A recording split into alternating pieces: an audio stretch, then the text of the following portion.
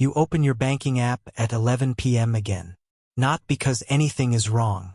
Because you're hoping something changed since this morning. Didn't. Same balance. Same gap between what you make and what you thought you'd have by now. Same quiet math running in the back of your head. The one that says if nothing changes, nothing changes. And somewhere in the last year you started asking a different question. Not how do I get rich? Something smaller. Something more honest. How do I actually build wealth in the next 5 years without lying to myself about it? Here's the real reason that question feels so hard to answer. Nobody around you is actually doing it in a way you can see. You see the outcome. The house, the vacation, the early retirement post. You never see the 18 months where nothing visible happened at all. And your brain, which is wired to copy what's rewarded and ignore what's invisible, quietly assumes wealth happens in a moment. A raise, a windfall, a lucky break. Doesn't. It happens in a sequence. And the sequence is almost never what people expect. Let's start with the number most people get wrong before they even begin. Financial psychologist Brad Klontz, who has spent years studying what he calls money scripts, found that most people's beliefs about wealth were formed before age 7, watching how their parents handled stress about money. Not taught, absorbed, which means the plan you're about to build isn't just a spreadsheet problem. It's fighting an old, silent script that says people like us don't end up with money like that. You have to name that script before you can outrun it. Otherwise, it sabotages the plan from the inside 3 months in when things get boring. And they will get boring. That's the part nobody puts in the thumbnail. Real wealth building over 5 years has almost nothing in common with what gets celebrated online. It's not a trade that quadruples. It's not a business that goes viral. Financial researcher Thomas Stanley, who spent decades studying actual millionaires for his book The Millionaire Next Door, found something that still surprises people. Most of them didn't look rich. They drove ordinary cars, lived in modest homes. Their wealth was invisible because it was never spent to look wealthy. It was left alone to compound. That single idea breaks most 5-year plans before they start. Because the version of wealth you've been picturing has a lifestyle attached to it. And the version that actually gets built has almost no lifestyle attached to it at all for years. So here's what actually happens, broken into what's really a 4-phase sequence. Not motivational phases, mechanical ones. Phase 1 is the ugliest and the most important. It's the 12 months where you stop the bleeding. Not investing yet. Not optimizing yet. Just closing the gap between what comes in and what leaks out, because a gap that leaks eliminates every advantage compounding could ever give you.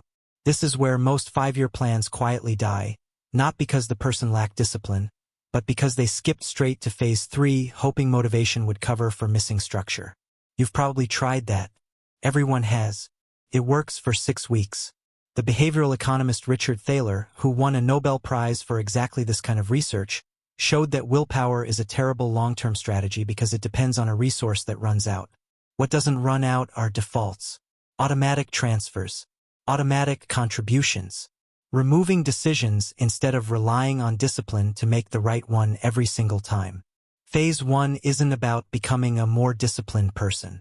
It's about building a system that doesn't need you to be disciplined at all. That's the part that feels anticlimactic. You're not becoming someone new. You're just making it structurally harder to sabotage yourself. By month 12, if the system held, something small but real has happened. You have a number in savings that used to feel impossible. Not because you earned dramatically more, because you stopped losing what you already had. Phase 2 starts here, and it runs from roughly year 1 to year 2.5. This is where the money stops sitting and starts working. Not aggressively. Not with anything resembling a hot stock tip. This is index funds, employer retirement matching, boring diversified positions that don't feel like anything is happening because for a long time nothing visibly is. This is the phase where most people quit. Not because the plan failed. Because it's working exactly the way compound growth is supposed to work, which is invisibly, for a long time before it isn't. Economist Eugene Fama's research on market efficiency is part of why this phase has to look boring. Markets price in information almost instantly, which means there's no clever shortcut hiding in a headline. The advantage isn't cleverness. It's time in the market, not timing the market, a distinction most people nod along to and then completely ignore the first time their portfolio dips 5%. Around month 18, something happens that nobody warns you about. The dip. A real one. Maybe 10%, maybe more. And in that moment, everything your brain absorbed as a child about money and safety comes roaring back. This is where wealth is actually built or quietly abandoned. Not in the growth. In the drop. You feel it as fear. It's actually loss aversion, a concept named by psychologists Daniel Kahneman and Amos Tversky, who found that losses feel roughly twice as painful as equivalent gains feel good. Which means a 10% drop doesn't feel like a 10% drop. It feels like something is going wrong. Nothing is going wrong. This is what growth looks like from the inside, before it's finished happening. The people who make it to year 5 are not the people who never felt that fear. They're the people who felt it and didn't act on it. Phase 3, roughly year 2.5 to year 4, is where income enters the equation differently. Not through a lucky break. Through a specific, almost unglamorous move. Increasing the gap between income and spending on purpose, usually through a skill investment, a certification, a lateral job move, or a small side income stream that doesn't replace the main job, just widens the gap that phase 1 already protected. This is the phase where lifestyle creep tries hardest to kill the plan. You have more now than you did 2 years ago. It would be so easy to let the apartment get nicer, the car get newer, the trips get longer. And a little of that is fine. Human. Even Stanley's research on actual millionaires found they weren't ascetics.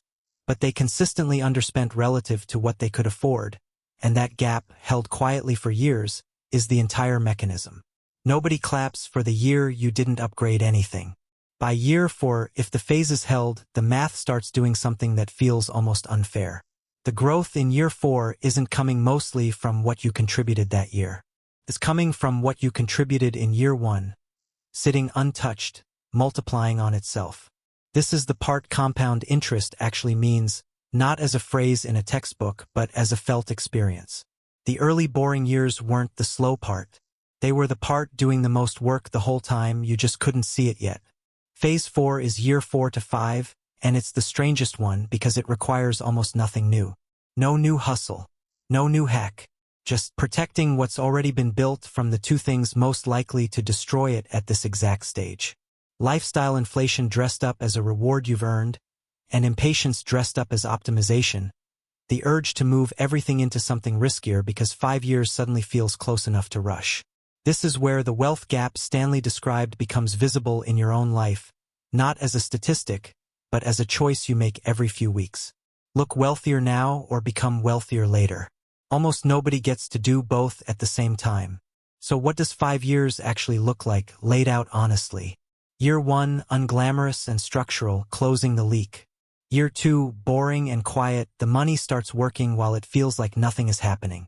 Year 2.5, the fear moment, the dip that tests whether any of this was real commitment or just a good month. Year 3 to 4, the income gap widens on purpose, and lifestyle creep gets managed instead of indulged. Year 4 to 5, protection mode, letting compounding finish a job it's been doing the entire time, mostly out of sight. None of that is exciting. None of it makes a good highlight reel. And that's exactly why it works, because almost nobody has the patience to do something for 5 years that never once feels urgent. Here's the part that actually matters, the part underneath the timeline. This was never really about the money. It was about becoming someone who doesn't need a crisis to make a good decision. Someone who set up defaults instead of relying on willpower. Someone who felt the fear at month 18 and didn't touch anything. Someone who let year 3 stay boring on purpose. That person, 5 years from now, isn't wealthy because of one decision. They're wealthy because of 1,000 small ones nobody was watching them make. You open your banking app tonight. Same as before.